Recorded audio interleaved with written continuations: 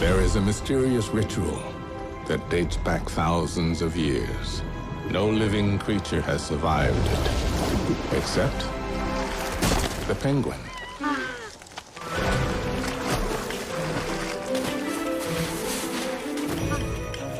They have wings, but cannot fly. They're birds that think they're fish. And every year, they embark on a nearly impossible journey to find a mate. For 20 days and 20 nights, the emperor penguin will march to a place so extreme, it supports no other life.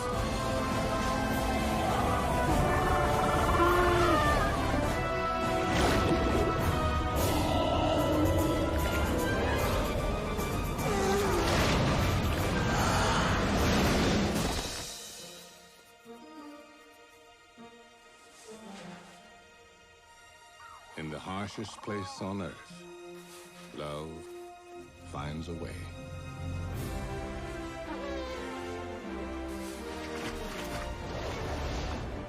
This is the incredible true story of a family's journey to bring life into the world.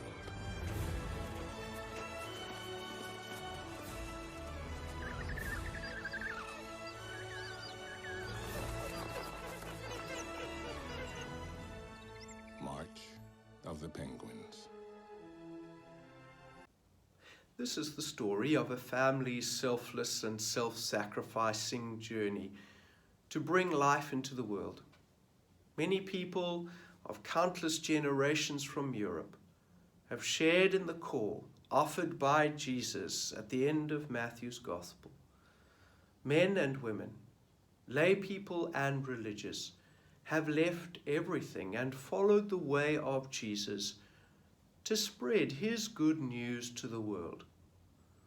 They have risked their lives, put themselves in danger, and suffered real hardship. They heard the Great Commission of Jesus, "Go, make disciples of all the nations," and they responded.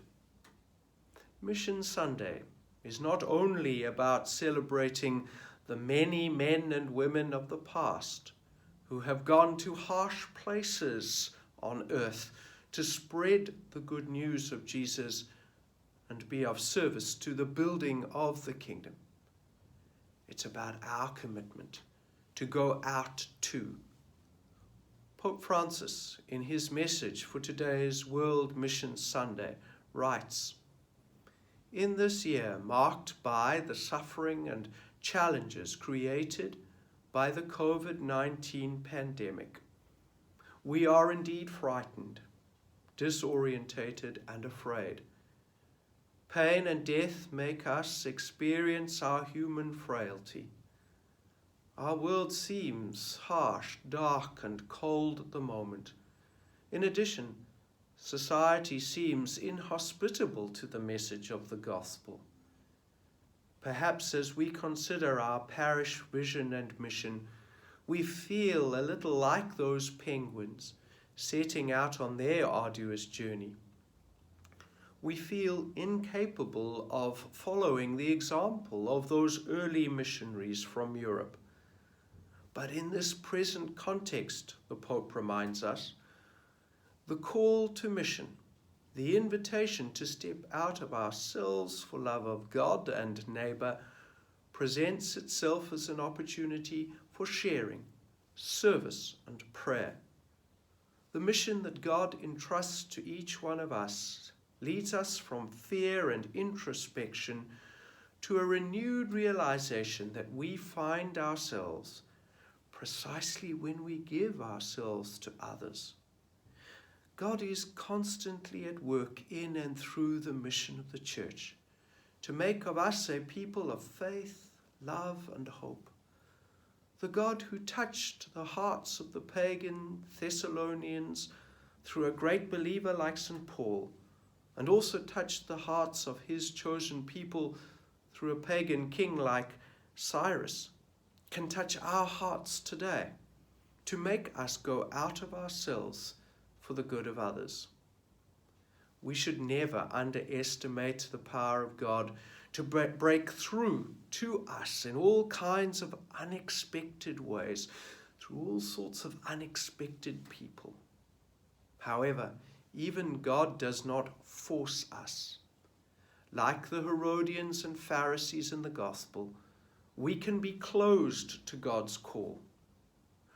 Pope Francis reminds us that mission is a free and conscious response to God's call. Yet we discern this call only when we have a personal relationship of love with Jesus present in his church. We can keep God at a distance, or we can give God what belongs to him, namely ourselves.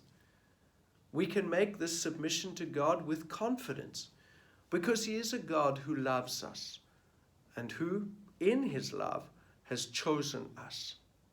But it is only when we give him ourselves that he can use us as truly missionary disciples.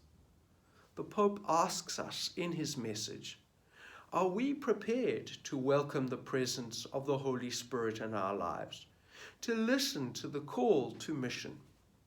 Are we willing to be sent forth to witness to our faith, to proclaim Jesus Christ, to share the divine life of the Holy Spirit by building up the church? Long, long ago, God asked, "Whom shall I send?" The prophet Isaiah answered and went. Once more, God asks. He asks us and awaits the same generous and convincing response. Here am I, send me.